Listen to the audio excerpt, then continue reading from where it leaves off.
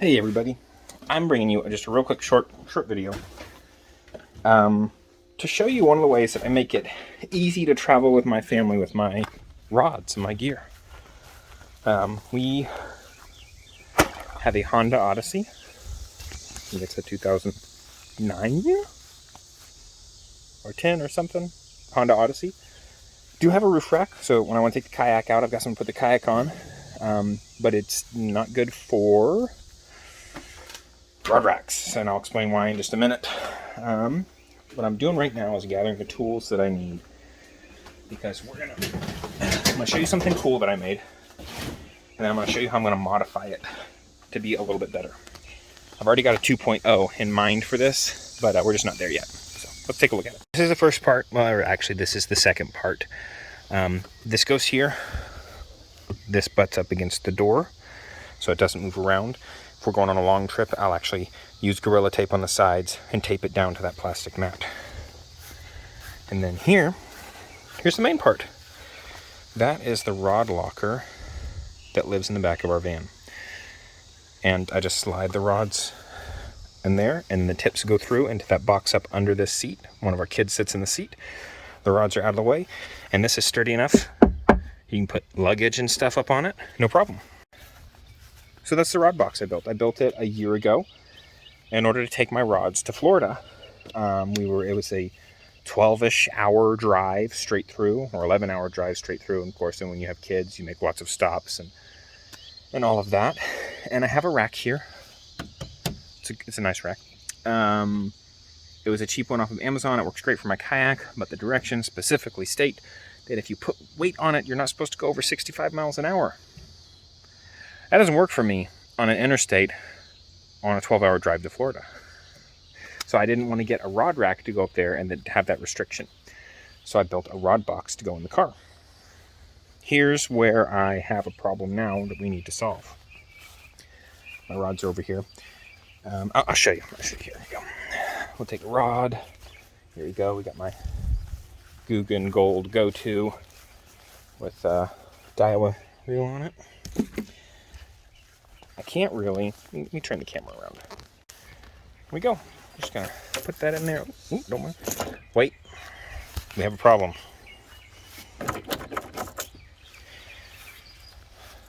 That's the problem. While technically, if the handles were flat, there is enough space for reels in the box.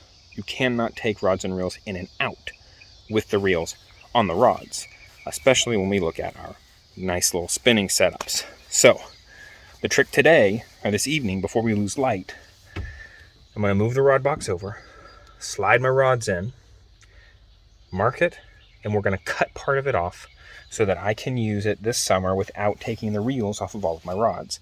And then this fall, we're going to build Rod Box 2.0, and there'll be a video on that. But let me do this because this is already getting longer than I really wanted it to be. Just to show you real quick and simple way to travel if you're a family man or woman who likes to fish and wants to take your family and your minivan to a state park or go on a day trip somewhere, and you want to take all your rods, but you don't want to have them up over your heads or up around the kids or anything like that. This is the way to do it. But let's get it fixed. We're losing our light. I'm trying to find my pencil. I actually went and got, there we go. Which one? There we go. That one's got lead in it. Went and got the big boy. Let's take a look at it.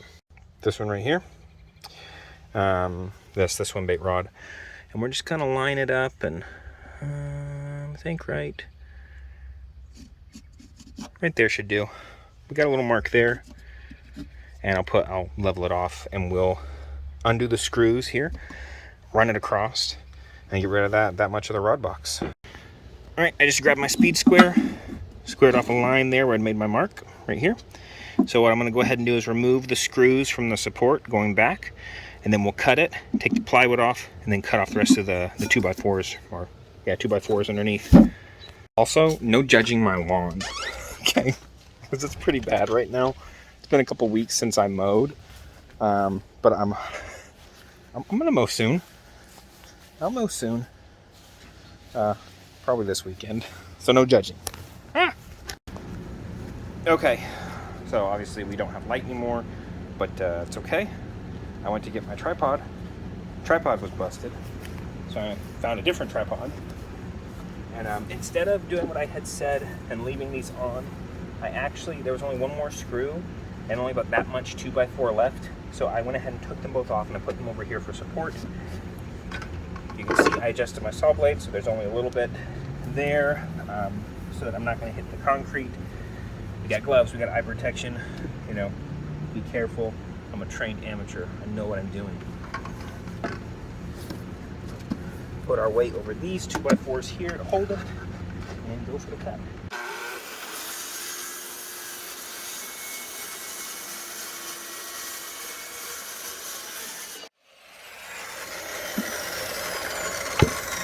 There it is.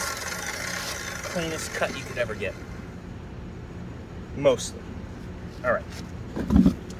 So now my thought is we really need to have a block here and here.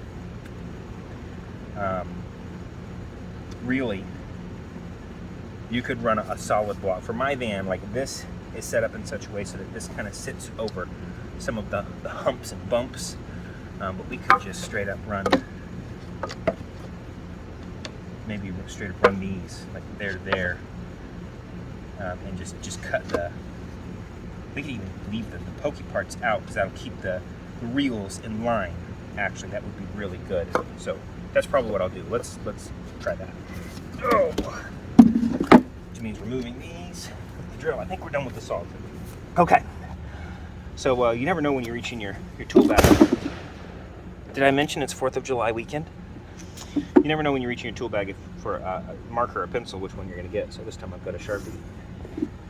So the speed square up there. That line is where the joint is in my car, where this will rest. What am I trying to say? This is the joint where the fold down seats are. So what we can do, oh my gosh, my knees, is put it supports anywhere behind that. And I think that, you look at this, like, that's not gonna, that'd be fine. So let's flip this over. Actually, let's mark. Let's try and get a mark along this side here.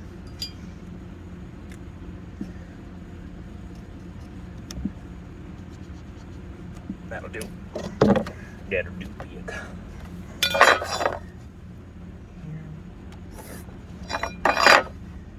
Yep. Good enough. Good enough for government work. So, I didn't want to run the saw anymore. And I know I had talked about letting the boards poke out. Mostly don't want to run the saw anymore because my kids are sleeping. It's 4th of July weekend and people are shooting off 1,000 fireworks on Saturday. Got 2 more days, bro. 2 more days. Okay. I'm just thinking. I'm going to test something. I'm going to take this and we'll put these 2x4s underneath it and just see how it sits over those joints. Oh. All right, we've investigated and we do have enough room to put a support boot right there. Oh, so that's what we're gonna do. I'm just gonna go ahead and tap one in, make sure it's flush. We're gonna tap one in where there's already a hole here. We don't pre-drill. I'm sorry, normally I do pre-drill. If it's finishing nice work, I pre-drill. And actually what I'm gonna do is I'm gonna pre-drill. All right, made a mark right here. It'll stick out that far and that'll essentially keep the reels from the rods from shifting at all. The only downside that I see at the moment with this is that the rod, it was designed to hold rods without reels, so it's very narrow. They're going to be squished, but I can put I keep them in sleeves and I can put reel covers on, so not a terrible downside, but definitely as we move towards 2.0, something to consider. I think 2.0 will be coming sooner rather than later. I also intend for 2.0 to be a little bit more glamorous.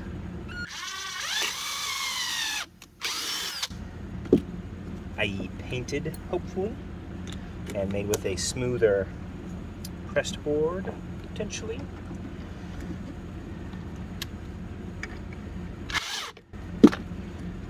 Alright, just making sure I did something with that pre-drilled hole goodness. Okay, let's go ahead.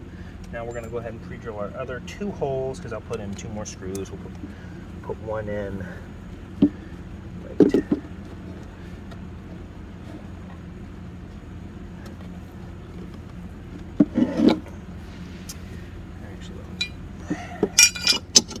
There we go.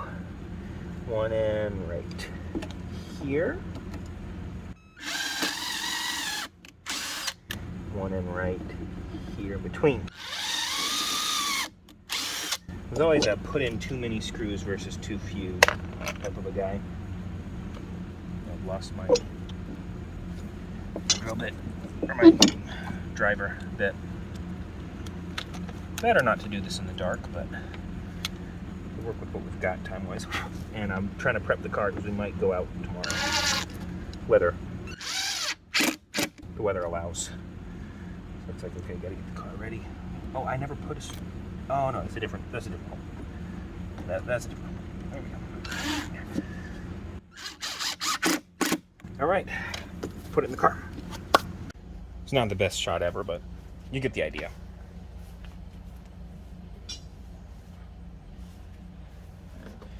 Okay, rod box 1.5 going in. So right there, lines up kind of with the center of the seat. It's going to allow, see, we can still put stuff on it. This actually probably shift it forward, try and keep it forward a little bit. It rests right on the corner of the seat here. This rests out completely. If you wanted to be able to shift it over, you'd need to do a boot here or a foot here, and then have like 3 or 4 inches of space here, and then run it the rest of the way. All things to consider with 2.0 when we go to do that. Okay, here, bug. But as you can see, I've even got the big old swim bait rod here. This is an 8-foot rod.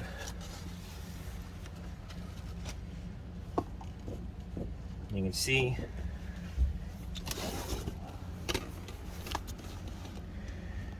it fits. This is going to keep it from having things slide against the reels themselves. Go around here. This is where the rod tips end up. You can see one going in right there. And this butts up against the door so it doesn't move. Perfect. That's the video. That's it. Build one. Keep an eye out. Hopefully by fall we'll do a 2.0. We'll build it out more finished, not done with scrap wood. This was all done with scrap wood a year ago, and so modified today with the same scrap wood. The only thing we contributed to this build was a new screw. Literally just took it apart and put it back together, different configuration with less material.